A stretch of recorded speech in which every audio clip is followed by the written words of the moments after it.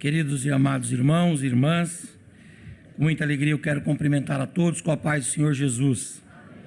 Dizer que é um grande prazer estarmos aqui esta noite, podendo rever os irmãos e glorificar e adorar a Deus aqui juntamente com cada um dos irmãos na nossa casa. O pastor me deu uma missão aqui dificílima, falar muito em poucas palavras. Estou aqui, irmãos, orando para conseguir fazer isso. Mas eu prometi para o pastor que vou me esforçar aqui. Mateus, capítulo de número 8, versículo 14. Irmãos, interessante como Deus trabalha, né? Hoje eu estava em casa e eu não sou bobo nem nada, né? Quando eu venho para a igreja, eu sempre trago a Bíblia. Antigamente, quando a gente ia para o culto de jovens e queria dar uma saudação, os irmãos com certeza alcançaram isso, nós íamos com o dedo no meio da Bíblia, assim, ó. Você ficava assim, segurando assim. Aí o líder de jovem, ele olhava para ver quem que estava com o dedo no meio da Bíblia. Se tivesse o dedo no meio da Bíblia, porque tinha uma mensagenzinha para trazer, aí dava oportunidade, né? Então eu sempre venho com o dedo no meio da Bíblia, porque eu não sei o que pode acontecer. Então, e eu estava hoje à tarde ali, pensando num texto, falei, bom, se for me dada a oportunidade, qual texto eu vou ler com a igreja? E é claro, a gente fica rodando a Bíblia e pensando e rodando o sermonário, vendo lá, e de repente me veio ao coração de forma muito veemente o texto de Mateus 8, versículo 14, a respeito da cura da sogra de Pedro. E enquanto eu estava ali preparando, rascunhando algumas coisas, vinha no meu coração esse louvor que o pastor Paulo cantou aqui, Cristo cura sim. E Deus me falava que realmente esta noite aqui é uma noite de cura. E quando eu cheguei aqui, o pastor não estava ainda e havia uma inquietude no meu coração muito grande, exatamente porque por vê-lo, né, que não sabia se ele ia estar aqui hoje, e também porque eu sabia que Deus ia conduzir esse culto nesse sentido, nesse caminho. E quando ele assumiu o microfone aqui, ele deu uma oportunidade, depois Deus o usou aqui para fazer já uma oração por nós, e daqui a pouco nós vamos fazer a oração derradeira, e eu quero que você saia daqui crendo que a cura de Jesus Cristo para a sua vida esta noite. Você pode passar em branco nesse culto aqui, mas você pode receber essa palavra, e se você recebe essa palavra, creia, a cura de Deus para a sua vida esta noite aqui. Mateus capítulo 8, versículo 14 diz assim: ao entrar na casa de Pedro, Jesus viu a sogra dele que estava na cama com febre e tocou-lhe na mão. A febre a deixou e ela se levantou e o servia. E ao cair da tarde trouxeram-lhe então muitos endemoniados, e ele com a sua palavra expulsou deles os espíritos malignos e curou todos os enfermos. E isto aconteceu para que se cumprisse o que fora dito pelo profeta Isaías: ele tomou sobre si as nossas enfermidades e levou sobre si as nossas doenças. Amém e amém. Queridos irmãos e irmãs, esse texto aqui conta-nos essa história muito conhecida, que Jesus terminou de pregar o Sermão da Montanha, e depois que ele pregou o Sermão do Monte, que toma os capítulos 5, 6 e 7 de Mateus, Jesus desceu a montanha, foi então para a sua cidade, a cidade em que ele morava, cidade de Cafarnaum, porque Jesus nasceu em Belém, foi criado em Nazaré, mas depois que Jesus leu Isaías 61, lá na sinagoga de Caná, e disse que ele era o Messias, ele declarou abertamente que as escrituras haviam se cumprido diante do povo. A palavra de Deus diz que os moradores de Nazaré, que era a cidade que Jesus se criara, e os moradores de Caná expulsaram Jesus e ameaçaram matá-lo. Então Jesus foi obrigado a morar em Cafarnaum. E lá em Cafarnaum, Jesus não tinha uma casa, então foi para a casa de Pedro, de Simão Pedro, e ali na casa de Simão Pedro, Jesus era abrigado. Quando Jesus termina de pregar o Sermão do Monte, ele então vai para Cafarnaum. Chegando em Cafarnaum, ele vai para a casa do Pedro, e a palavra de Deus diz que ao entrar na casa de Pedro, Jesus vê, o texto é bem claro em dizer para nós que Jesus vê a sogra de Pedro e que esta estava ardendo em febre. Então Jesus vai até onde ela estava, toca-lhe, e quando Jesus toca aquela mulher, virtude sai de Jesus, adentra no organismo, no corpo daquela mulher, e ela então é curada, ela é liberta, ela é restaurada. E ela é restaurada de uma forma tão plena, tão gloriosa, que ela imediatamente ou instantaneamente, ela se levanta e ela tem condições físicas, mentais, emocionais e espirituais de servir Jesus, mas os seus discípulos cuidando de Jesus e dos discípulos. Quando Jesus termina de realizar esse milagre, ele está ali aguardando alguma refeição, mais para o finalzinho daquele mesmo dia, de repente ouviram falar, as pessoas vizinhas ouviram falar que Jesus estava na casa, que Jesus estava em Cafarnaum, na casa de Pedro. Então as multidões afluíram para aquela casa, pessoas enfermas, endemoniadas, esperando receber de Jesus uma cura, receber de Jesus uma libertação, receber de Jesus uma bênção. E diz o texto de Mateus que Jesus, ele se levantou do seu repouso, se colocou num lugar que ele pudesse atender as pessoas, e uma a uma essas pessoas iam passando diante dele, e ele ia tocando nessas pessoas, liberando uma palavra de cura, e todas as pessoas foram curadas e libertas para a glória, honra e louvor do nome de Jesus. Esse texto nos ensina algumas preciosas lições. A primeira delas é que doenças acontecem na casa ou nas casas dos amigos de Jesus. É muito interessante como esse texto mostra que aquela casa é de Pedro e de André, da sogra de Pedro, que ela mora ali também, e esta casa é uma casa de amigos de Jesus. Mas mesmo na casa onde habitam os amigos de Jesus, ali de vez em quando a febre chega, de vez em quando as enfermidades chegam, de vez em quando as dores, de vez em quando os males e as doenças chegam. Há no imaginário evangélico uma ideia que diz que o fato de você ser crente, o fato de você ter o seu nome escrito no livro da vida e o fato de você ter intimidade com Jesus isenta você das doenças e das enfermidades.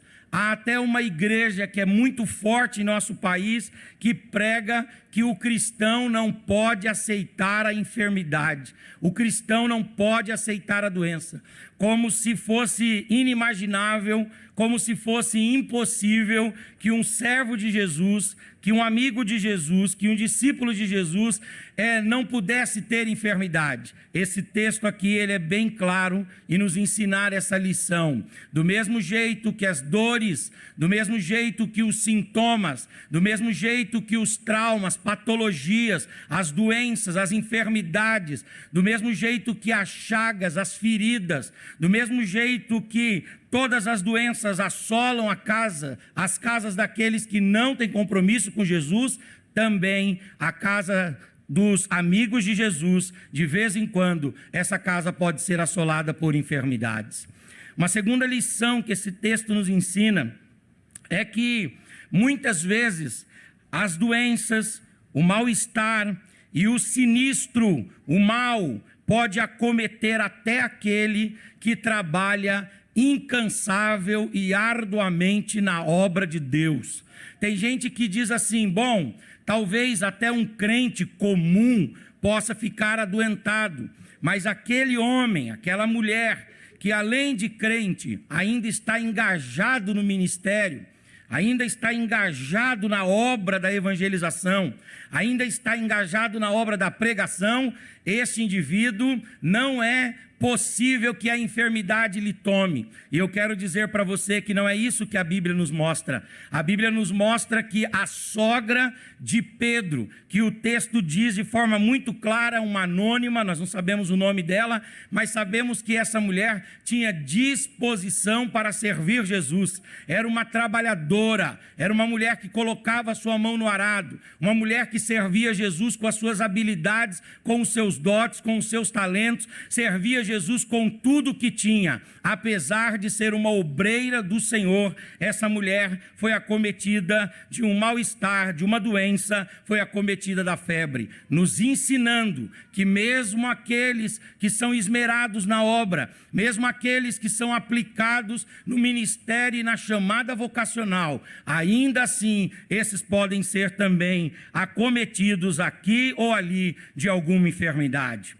Uma terceira lição que esse texto nos ensina é que é muito interessante, do mesmo jeito que o texto mostra uma degeneração física, do mesmo jeito que o texto mostra uma doença física no corpo da sogra de Pedro, esse texto também mostra uma doença social, uma doença coletivizada, uma patologia coletivizada, porque o texto mostra que a sogra de Pedro, uma pessoa, está enferma, mas logo o texto continua se desenvolvendo e mostra que não é só uma pessoa que está enferma, há uma coletividade enferma, há uma comunidade enferma, há toda uma cidade enferma, e na menor oportunidade que essa cidade tem de se aproximar de Jesus, a gente percebe que os enfermos, na verdade, não são apenas ou não é apenas a sogra do Pedro, mas sim toda a comunidade. Isso nos ensina o seguinte, que talvez você tenha uma doença grave, aguda ou crônica, não importa, mas não é só você que tem enfermidade. Talvez a sua enfermidade esteja no corpo, mas talvez a enfermidade do seu vizinho aí esteja na alma, talvez esteja nas emoções, seja como for. Do mesmo jeito que um corpo está doente, a coletividade também está doente e precisa de cura, precisa da mão poderosa de Jesus. Uma quarta lição que esse texto nos ensina é que, apesar dos amigos de Jesus ficarem doentes, apesar daqueles que trabalham no reino também ficarem doentes, apesar de as enfermidades não serem apenas individualizadas, mas serem também coletivizadas, apesar destas coisas, esse texto nos ensina que o nosso Senhor Jesus, Ele não está com os olhos fechados para nós, Ele não está com uma venda nos olhos de forma que Ele não possa nos ver. O texto é claro em dizer que Jesus, quando entrou na casa, Ele viu a sogra de Pedro. E eu quero dizer para você aqui, com base na palavra de Deus, Jesus também está vendo você, Jesus também está vendo a sua enfermidade, Jesus também está vendo a sua dificuldade. O nosso Deus, Ele toma conhecimento dos nossos problemas. O nosso Deus, Ele toma pé da nossa situação. O nosso Deus percebe a nossa dor. Talvez o seu marido não perceba, talvez o seu filho não perceba, talvez o seu patrão não perceba, ou o seu empregado não perceba, mas eu quero dizer para você que Jesus entra na casa, e quando Ele entra, Ele coloca o seu olhar poderoso em nós, e Ele vê as nossas carências, as nossas doenças e as nossas enfermidades. Jesus vê você. Existem alguns pensamentos teológicos muito interessantes. Um deles é que Deus não é capaz de sentir os problemas dos homens, porque se Deus sente, logo Ele não é Deus. Afinal de contas, quem sente é fraco, é frágil. Então há uma linha que diz assim: Deus não sente, Deus não vê, Deus não está nem aí. Há uma outra linha que ficou conhecida como deísmo, que diz o seguinte: não, ele até existe, ele até vê, mas mesmo vendo, ele não faz nada para mudar essa situação. E eu quero dizer para você que essas duas linhas estão redondamente enganadas. Por quê? Porque Jesus, ele viu a sogra de Pedro e ele se levantou do lugar em que ele estava para tocá-la e liberar a cura. E eu quero dizer para você, em nome de Jesus, Jesus está em nosso meio também. Ele está no recinto, ele está no ambiente, ele está aí do seu lado e ele libera uma palavra de cura e de libertação para você e a sua casa. Aleluias. Esse texto mostra que Jesus te vê. Os olhos dele estão como chamas de fogo. Aleluias, a sua situação não será ignorada por ele. A sua situação não será esquecida por ele. Não, Jesus nos vê. Ele vê e ele não vê de forma incapaz. Ele não vê como o homem vê, de forma limitada. Não, ele vê e se levanta para fazer alguma coisa por você. Aleluias, ele separou esse dia para fazer algo por nós. Ele separou esse dia para fazer algo por você, pela sua casa, pela sua família. Ele separou esse dia para fazer algo por nós.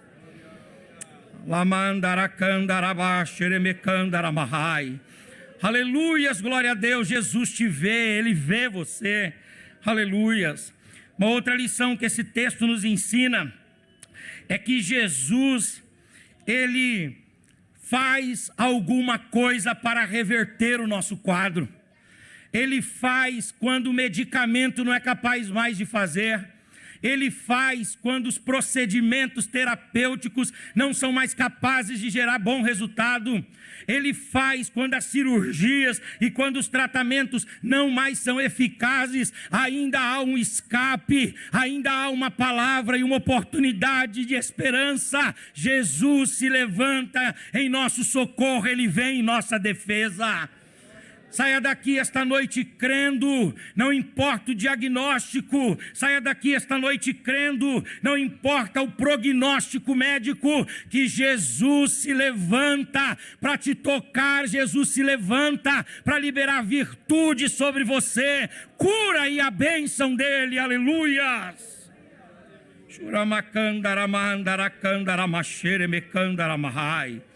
Aleluias, glória a Deus, aleluias. Por fim, eu queria terminar dizendo que esse texto nos ensina mais uma lição. Nos ensina que Jesus é incansável em fazer o bem. Ele pregou o dia todo, a manhã todo, o Sermão do Monte. Foi para casa e ali ele encontrou a sogra de Pedro e curou a sogra de Pedro.